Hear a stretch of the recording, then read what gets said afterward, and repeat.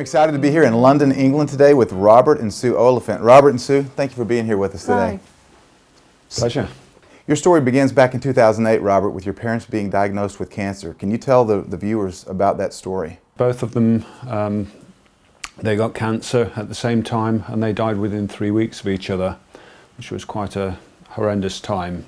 What kind of cancer did your parents have, Robert? My father had a brain tumour, my mother had it everywhere, pretty much everywhere.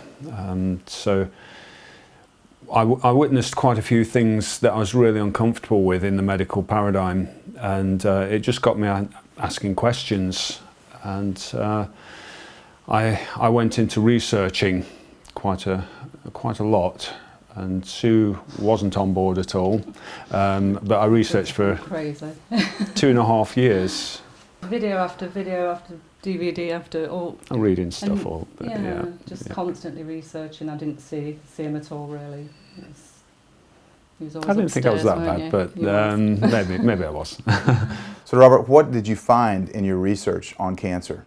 Well, I wondered why, like 1 in 2 people are going to get cancer in their lifetime, and yet the media was saying, well, we're winning the war on cancer, just give us more money and we can beat cancer. Yet I researched that there were natural protocols that were going to basically stack the odds in the person's favour who has cancer, to deal with the root causation, to deal with toxicity issues, and all these seem to be being ignored by the medical foundations. That, you know, when I think back on it now, the things that they fed my parents when they were in hospital, things like root vegetables. I mean, there's nothing wrong with root vegetables as such, but if you have cancer, an overload on these, their starch turn immediately to sugar, and sugar feeds cancer. So these were principles that I learned, and I wondered why they had chocolate bar dispensers on every oncology ward. I wondered why they had Coke machines, fizzy drink machines containing sugar on all these wards, and why they gave my dad and mum and uncle, who later died of cancer, apple pie and ice cream, and just didn't make sense. So I did all this research, but then 2.5 years down the line, Sue got very poorly and she lost 1.5 stone in weight, and every time she ate she had tremendous stabbing pains in the stomach, and she couldn't eat particularly acidic foods. And she had a scan, and they found a 2.5-inch tumour in the liver where the tubes are coming out, and it was strangulating the tubes. So that's the position that we're in. She'd also got 3 smaller growths on the pancreas, and we basically had to throw everything in because the doctor said, "I'm so very sorry, I've never seen a cancer of this type in a woman of your age." And we were left in a position where he said, "There's nothing we can do, they can't do anything, it's such a sensitive area." And Sue went out and bought £25 worth of goodbye cards, and it was quite a horrendous time. So, Sue, how did it feel when you were told by the oncologist that, "I'm sorry"? You know, from an emotional perspective, he told you there's no hope. Tell me how that felt. I was on my own when I was diagnosed, but I didn't want to. At the time, Rob himself was quite ill after losing his parents. He was struggling. He'd had to be off work, so I didn't want to put any more pressure on him. He really wasn't well at the time. So I decided to go. I had a feeling it was going to be bad news when I went, because of the way the receptionist spoke to me on the phone the night before when I'd rung up. So when I did go in, it was just like, it was just numb. It was like it was a haze, like it wasn't happening. And I just kept thinking, I can't tell Rob, it'll make him ill. I didn't know what to do. I just got on a bus and went into town in this daze, and then found myself in the card shop. But then I realised I had to tell him in the end, because when he walked in the door I was shaking from head to toe. I thought I'd hold it together, but I couldn't stop crying. The thought of telling my 16-year-old son, you know, My head was all over the place. It was really hard. Yeah. But we had an advantage because I'd done quite a lot of research involving this, and because we had nowhere else to go, basically, they said there was no hope by medical standards. We threw everything into what I'd learnt, and we started instigating an anti-cancer protocol, and we were quite strict on the diet. Sue was climbing the walls occasionally, more than occasionally, because, what can I eat? I can't have this and I can't have this. It's just getting used to that change, isn't it? Of all the things that you used to think were good for you, learning that they're actually not. It's hard to totally change your whole lifestyle with choices and that. We were brought up thinking that milk, cheese, bread, white bread, pork, and it was all good for you in my family. So basically what you had to do, Robert and Sue, is you had to unlearn everything that you grew up thinking was true. Is that correct? Yeah. Because these are staples, aren't they? They're staple diet: bread, cheese, milk. And sometimes people think you're absolutely crazy. You don't have what? You don't have bread, and you don't have cheese, and you don't have milk. What? We've the foods that we eat now are just full of colour and herbs and spices and salads. It's not just salads that we eat. We do still eat, casseroles, soups, lots of healthy foods. Plenty of curries. But always having fresh, live foods with whatever main meal we have. Lots of green juices, spices in the green juices, constantly herbs and spices daily. Herbal teas, nettle tea. It was a case of packing everything, as much goodness as you possibly could into the body. Because you knew it was sick, and I suddenly started to believe in what I was doing, that I got more of a... Once I got my positivity back, I really got stuck into the diet and enjoyed it. I think instead of suffering. I think there was a time which I remember in the kitchen, and it was a really positive time where we were discussing all what we were doing. And Sue, we decided to go on the apricot kernels when we were discussing those, and I'd got my arms around Sue, and I said, "We're going to really do this. This is going to be okay." And I felt really positive at that time, and I think that was a change around for Sue as well. And I think you saw the apricot kernels. I mean, there's no silver bullet as such, because cancer is a holistic thing, and you have to deal with everything, emotional and psychological and nutritional, hydration, detoxification. But that was a moment which was a step forward. Each time I put them in my mouth, I was feeling they were the medicine. They were what were going to get this, break this cancer down. So that was something switched on with me with that I didn't mind taking 30 a day. It didn't bother me because people were trying to scare me off from taking them. But I had a faith in them, and I chose to. I mean, we've watched films on them, haven't we? And we've got a lot of information about them, knew how they worked, the theory behind it, and we just went for it. And it's crazy that cancer organisations actually state that if you have these products, these apricot kernels, that you'll have a long list of things that happen to you. You'll get nauseous, you'll vomit all over the place, you'll get hives, you'll get headaches, you'll get migraines, and then ending in death. I've read the Cancer Research UK website, and this is what it says. Well, it's not my experience, and I've had thousands of them. It's not Sue's experience. She's still alive without cancer. I know various other people that are taking these things and they're still alive without cancer. And we shout this from the rooftops, all about the information that we have gained, and we put on meetings. We set up a little support group. It's just me and Sue, and we put on meetings every month and explain to people the principles of what we chose to do. We don't give advice, but we give information, and that is where our strength is, in that even our protection, because with us not giving advice, we're not breaching any laws, but we're seeing people that don't have cancer anymore through adopted, some people that have been written off by the cancer industry, societies, that literally they don't have their cancer anymore. And we've been watching them every month getting better and better and better. I mean, especially It's just Bernie amazing. Walsh and Bernie Emma Walsh, Collins. wow. But Yeah. from being so sick and then seeing them starting to do a bit of exercise and just seeing them start to put the weight back on and then finally to be told they're not terminal anymore. It's Yeah. just, and we Those tumours just share getting it with smaller so and many smaller. people, don't we? All the different Yeah. stories we get. And Yeah. it's, we asked her when she came to our meeting what she got from it, and she just said hope, because she'd been told she was terminal, you know, there was nothing more they could do, and she suddenly realised, hang on a minute, maybe I can do something here. And This- she's okay now, and yet she had lung cancer. It was in her neck, in her bones. It had wrapped itself around And an she did the abscess in her diet. lungs. A simple diet. And she broke all the ribs down one side but through excessive coughing, this lady, and she could barely get up the steps to the first meeting last May. And now she's jogging 4 miles a day.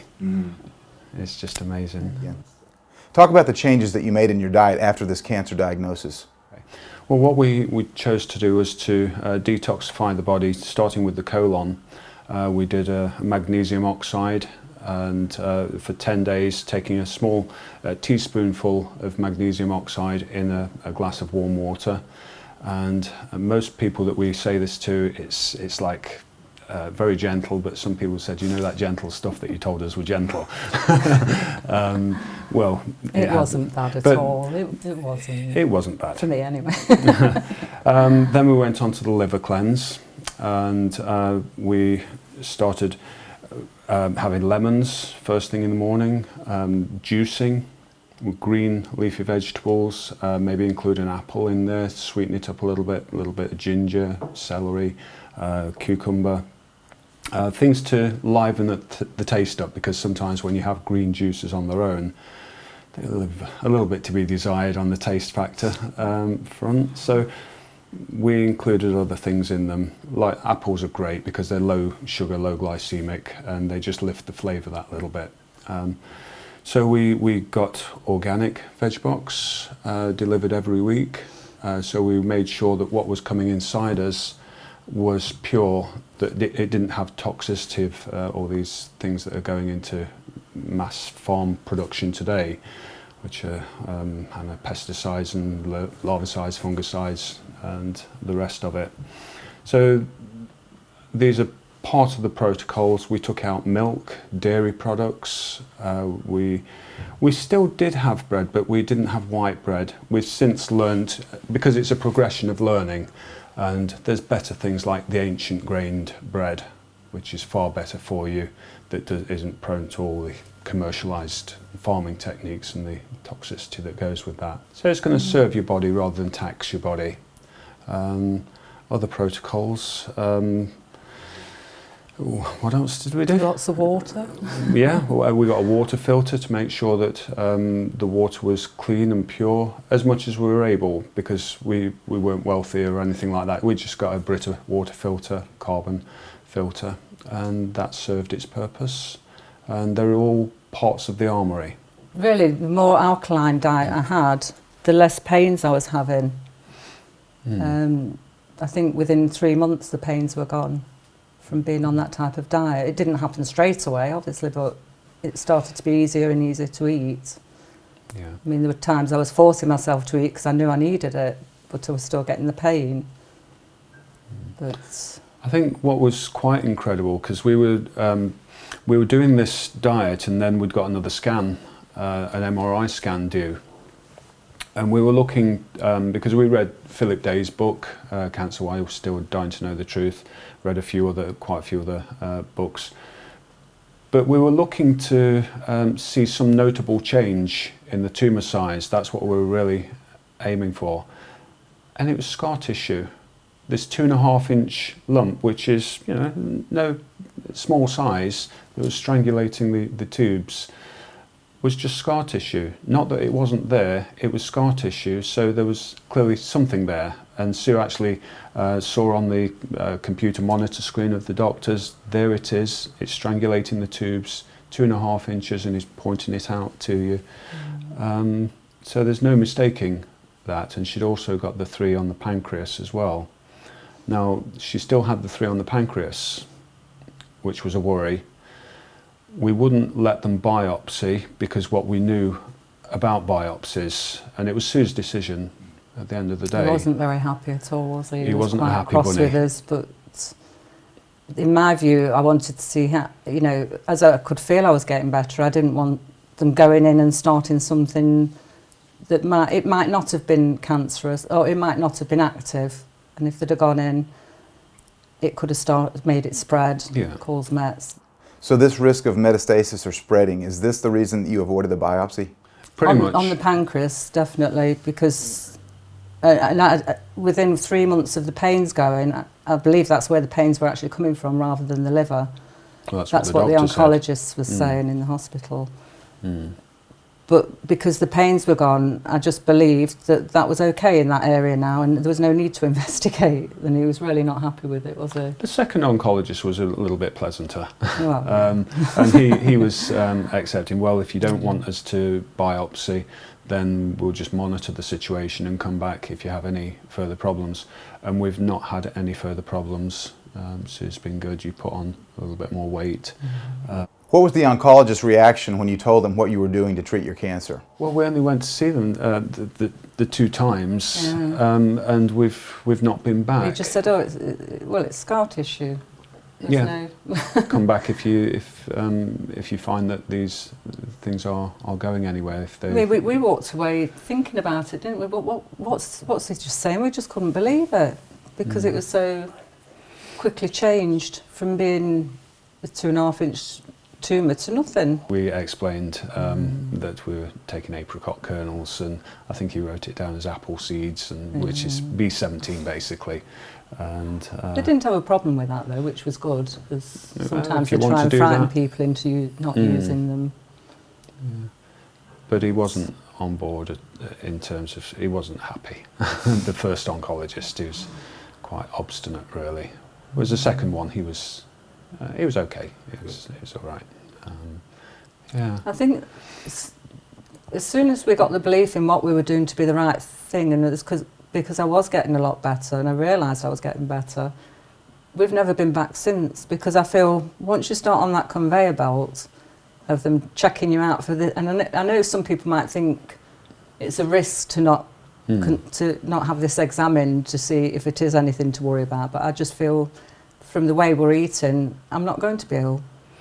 So, and it's personal choice, isn't it? We still, at the moment, have personal choice as to whether we have biopsies or have radiotherapy or chemotherapy. That's our choice. But I think people would do well to arm themselves with knowledge to make a balanced judgment and balanced assessment of what's right for them.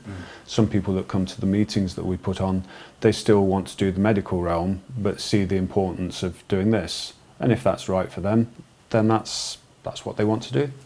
We don't really tell them not to do anything or to do anything. We just give them information to make their own choices, and we always suggest that they actually check out everything that we say, check out everything that the medical people say, because there's a lot of untruths or things that are not explained to the people by the medical oncologists.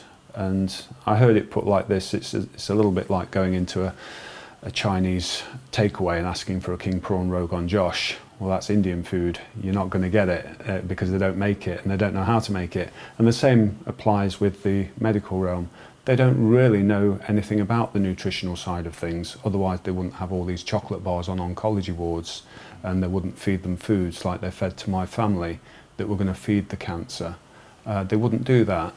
So they have no idea. In fact, we've got information and booklets from prestigious hospitals that actually tell people to consume sugar and donuts and ice cream and apple pie. that's a diet for children as well with cancer, and they say in it not to bulk up on fruits and vegetables and to microwave food.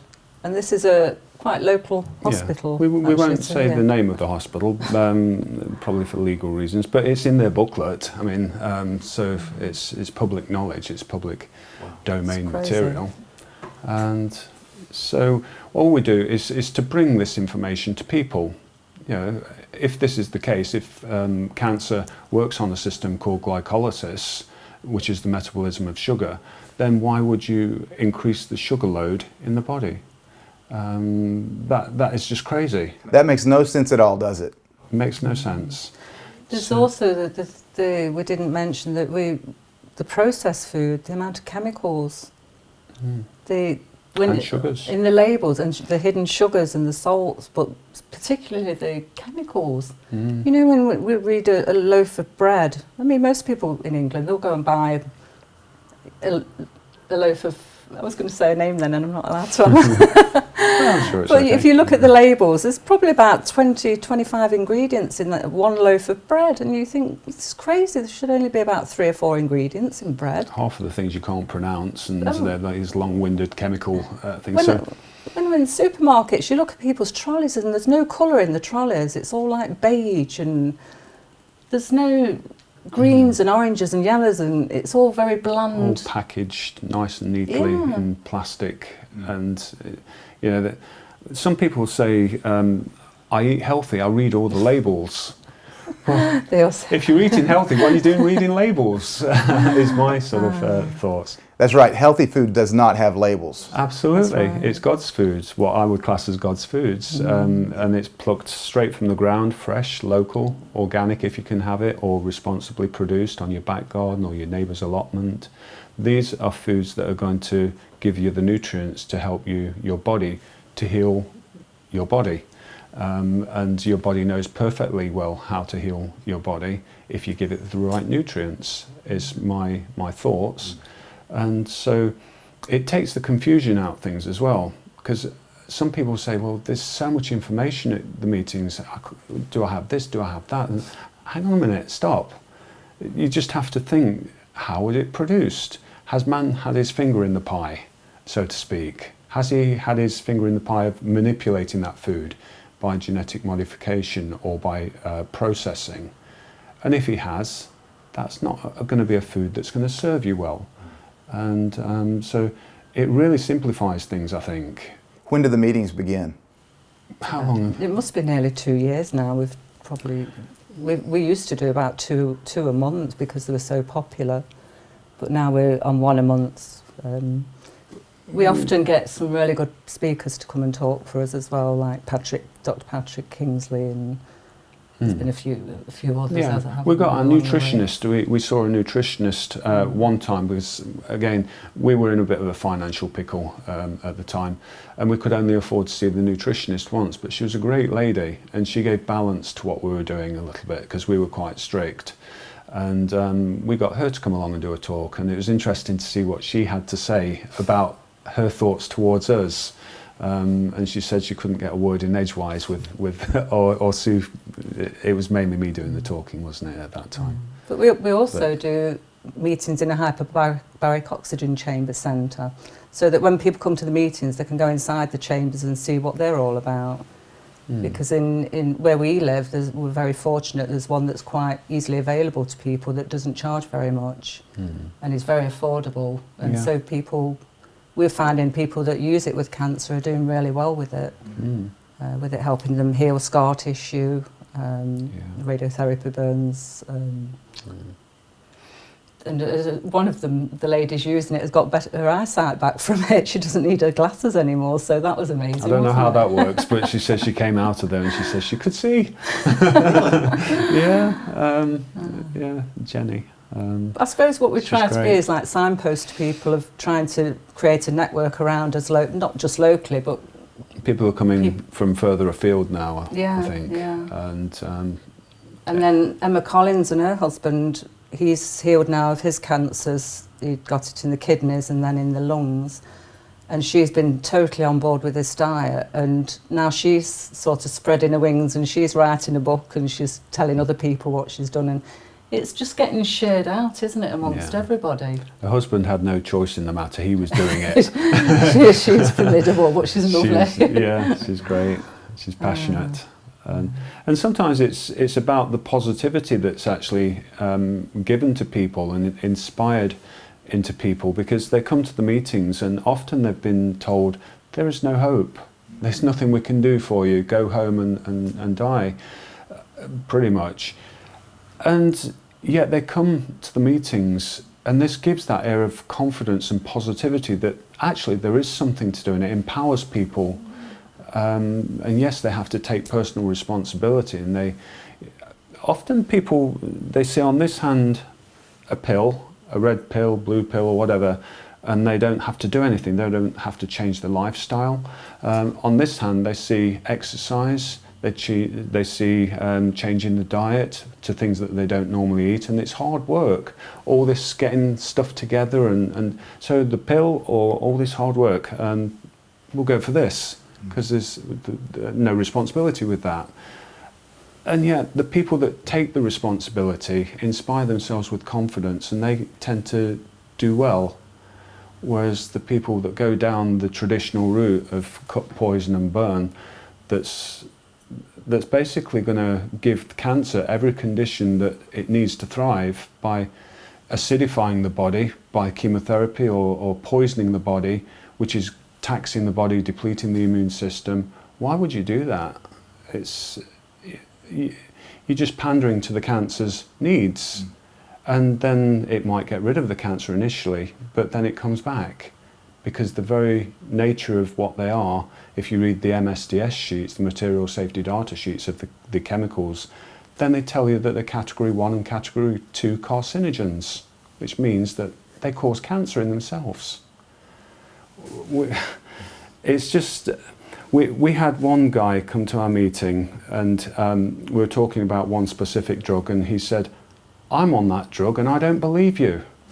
And I had the actual material safety data sheet with me, and I said, "Well, what part of this don't you believe? Because it's here."